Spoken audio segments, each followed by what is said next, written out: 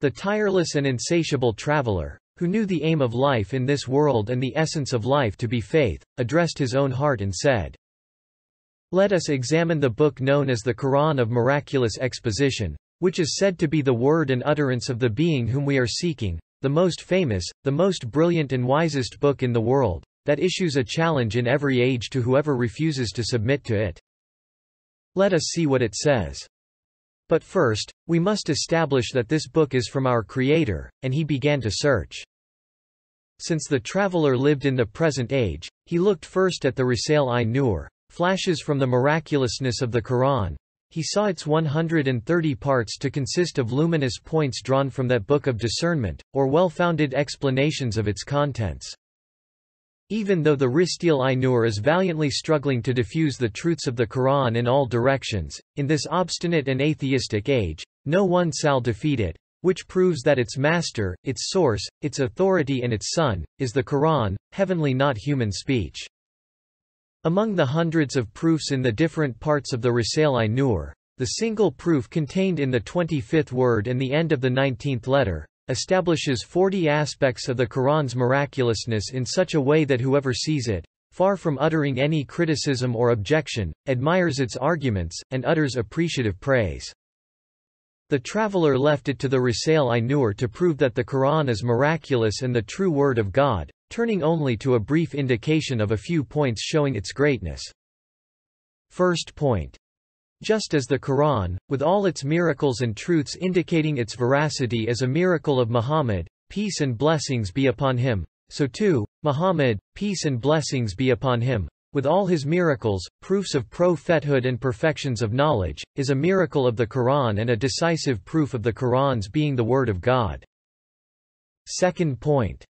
The Quran, in this world, brought about in so luminous, felicitous and truthful a fashion, a revolution in the social life of man, as well as in the souls, hearts, spirits, and intellects of men, in their individual, social, and political lives, and having caused this revolution perpetuated it in such a fashion, that for 14 centuries at every moment its 6,666 verses have been read by the tongues of more than 100 million men, training them, refining their souls and purifying their hearts.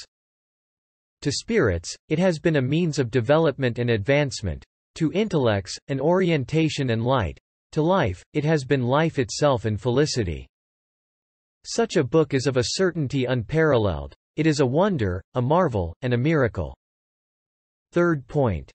The Quran, from that age down to the present, has demonstrated such eloquence that it caused the value attached to the odes known as 7 hanging poems, that were written in gold on the walls of the Kaaba to descend to such a point that the daughter of Labid, when taking down her father's poem from the Kaaba, said, "Compared with the verses of the Quran, this no longer has any value." A Bedouin poet heard this verse being recited, "Therefore expound openly what you are commanded." Quran 15-94, and immediately prostrated. They asked him, "Have you become a Muslim?"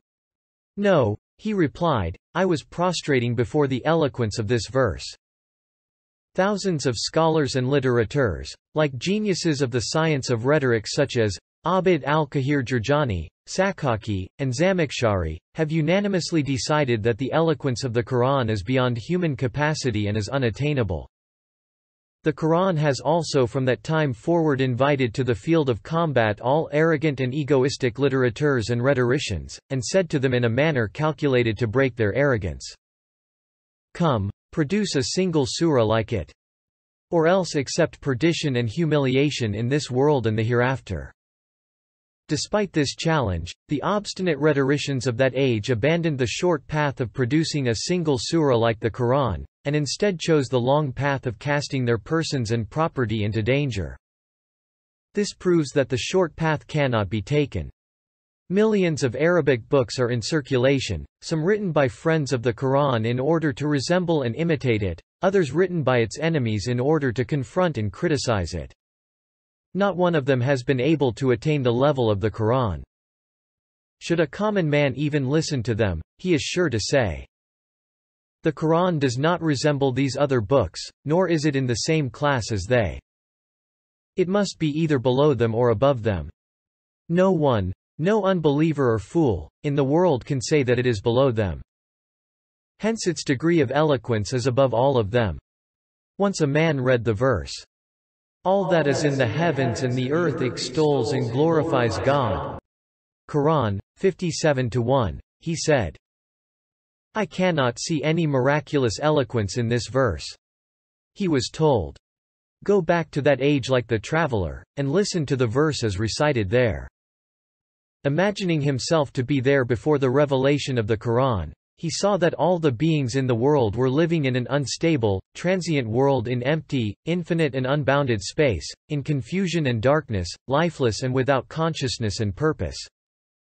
Suddenly he heard this verse proclaimed by the tongue of the Quran, and the verse removed a veil from in front of the universe and illumined the face of the globe. This pre-eternal speech, this eternal decree, gave instruction to all conscious beings, drawn up in the ranks of succeeding centuries, in such fashion that the cosmos became like a vast mosque. All of creation, headed by the heavens and the earth, was engaged in vital remembrance of God and proclamation of His glory, was joyously and contentedly fulfilling its function. All of this our traveler observed. Thus tasting the degree of the eloquence of the Quran, and comparing the other verses to it by analogy, he understood one of the many thousands of wise reasons for the conquest of half the globe and a fifth of humanity by the eloquent murmuring of the Quran. For the uninterrupted continuance of its respected and magnificent monarchy for 14 centuries. Fourth point. The Quran has demonstrated such a voracious sweetness that whereas the repetition of even the sweetest thing induces disgust, it has from earliest times been accepted by everyone and even become proverbial that repeated recitation of the Quran, far from inducing disgust and weariness in men of sound heart and pure taste, on the contrary increases its sweetness. The Quran demonstrates, moreover, such a freshness, youth and originality, that even though it has lived for 14 centuries and passed through many hands, it retains its freshness as if it had only just been revealed. Every century sees the Quran enjoying a new youth, as if it were addressing that century in particular. Similarly, scholars of every branch of learning, even though they keep the Quran constantly at their side in order to benefit from it, and perpetually follow its method of exposition, see that the Quran maintains the originality of its style and manner of explanation.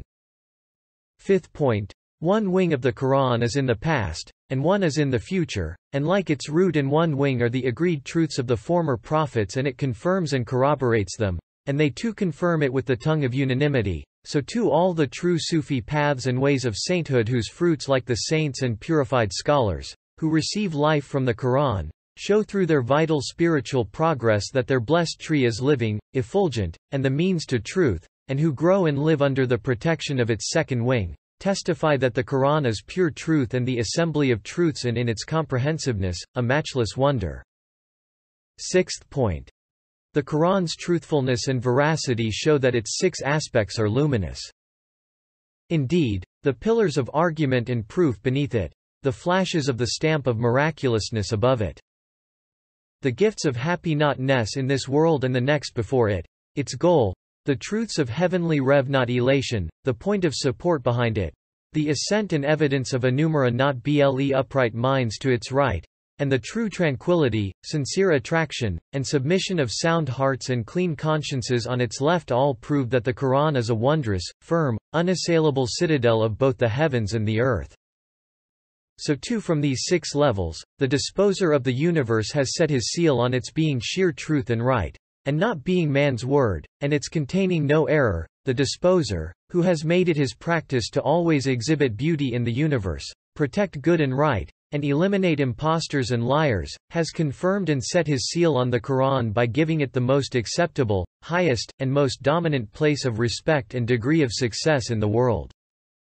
And so too the one who is the source of Islam and interpreter of the Quran, his believing in it and holding it in greater respect than everyone else, and being in a sleep-like state when it was revealed, and other words and speeches not resembling or coming near it, and that interpreters describing without hesitation and with complete confidence through the Quran true cosmic events of generally the past and the future from behind the veil of the unseen, and no trickery or fault being observed in him while being under the gazes of the sharpest eyes, and his believing and affirming every pronouncement of the Quran with all his strength and nothing shack not ing him, is a stamp confirming that the Quran is revealed and true and the blessed word of his own compassionate Creator.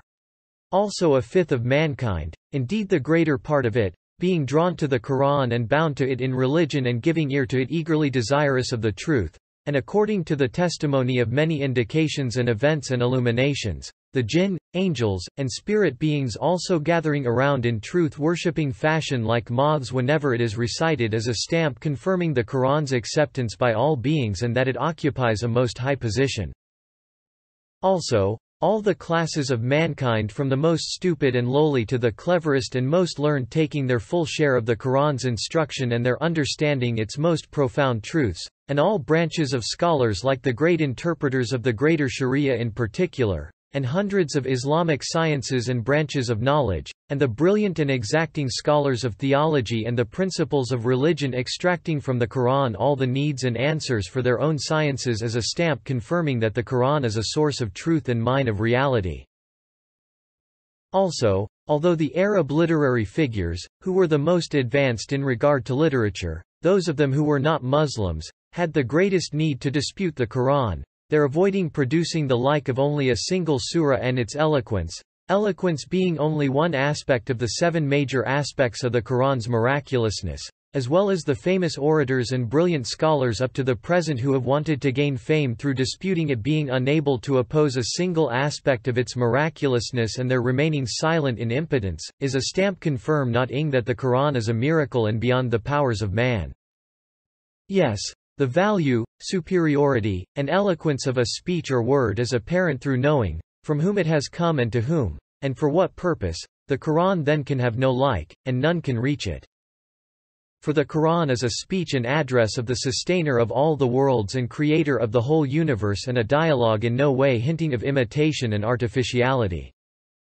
It is addressed to the one sent in the name of all men, indeed of all beings, the most famous and renowned of mankind, the strength and breadth of whose belief gave rise to mighty Islam and raised its owner to the level of the distance of 2 bow strings, and returned him as the addressee of the eternally besought one. It describes and explains the matters concerning happiness in this world and the next, the results of the creation of the universe, and the dominical purposes within it. It expounds also the belief of the one it addresses, which was the highest and most extensive of belief and bore all the truths of Islam. It turns and shows every side of the huge universe like a map, a clock, or a house, and teaches and describes it in the manner of the craftsmen who made them. To produce the like of this Quran of miraculous exposition is not possible, the degree of its miraculousness cannot be attained to. Also, thousands of precise and learned scholars of high intelligence have each written commentaries expounding the Quran, some of which are of 30, 40, or even 70 volumes, showing and proving through evidence and argument the innumerable qualities, fine points, characteristics, mysteries, elevated meanings, and numerous indications concerning every sort of hidden and unseen matter in the Quran. And the 130 parts of the Risale in particular, each of which proves with decisive arguments one quality, one fine point of the Quran. Each part of it, like the miraculousness of the Quran, and the second station of the 20th word, which deduces many things from the Quran concerning the wonders of civilization like the railway and the aeroplane, and the first ray, called signs of the Quran, which makes known the indications of verses alluding to the Risale and electricity, and the 8 short treatises called the 8 symbols, which show how well ordered, full of meaning, and mysterious are the words of the Quran, and the small treatise proving in 5 aspects the miraculousness of the verses at the end of Surah Al-Fath in regard to their giving news of the unseen. Each part of the Risale shows one truth, one light of the Quran. All this forms a stamp confirming that the Quran has no like, is a miracle and a marvel, and that it is the tongue of the world of the unseen in the manifest world and the word of one all-knowing of the unseen. Thus, due to these qualities and characteristics of the Quran indicated above in 6 points, 6 aspects, and 6 levels, its sublime, luminous sovereignty and sacred, mighty rule has continued with perfect splendor illuminating the faces of the centuries and the face of the earth for 1,300 years. And also on account of these qualities of the Quran, each of its letters has gained the sacred distinction of yielding at least 10 rewards, 10 merits, and 10 eternal fruits, and the letters of certain verses and surahs yielding 100 or 1,000 fruits, or even more, and at blessed times the light, reward, and value of each letter rising from 10 to hundreds. The traveler through the world understood this and said to his heart, the Quran, which is thus miraculous in every respect, through the consensus of its surahs, the agreement of its verses, the accord of its lights and mysteries, and the concurrence of its fruits and works, so testifies with its evidences in the form of proofs to the existence, unity, attributes, and names of a single necessarily existent one, that it is from its testimony that the endless testimony of all the believers has issued forth. Thus, in brief allusion to the instruction in belief and divine unity that the traveller received from the Quran, it was said in the 17th degree of the first station, there is no God but God, the one and unique necessary existent, to whose necessary existence in unity points the Quran of miraculous exposition, the book accepted and desired by all species of angel, men and jinn, whose verses are read each minute of the year, with the utmost reverence, by hundreds of millions of men, whose sacred sovereignty over the regions of the earth and the universe and the face of time is permanent, whose spiritual and luminous authority has run over half the earth and a fifth of humanity. For more than 14 centuries, with the utmost splendor. Testimony and proof is also given by Lhe unanimity of its sacred and heavenly surahs, the agreement of its luminous, divine verses, the congruence of its mysteries and lights, the correspondence of its fruits and effects, by witnessing and clear vision.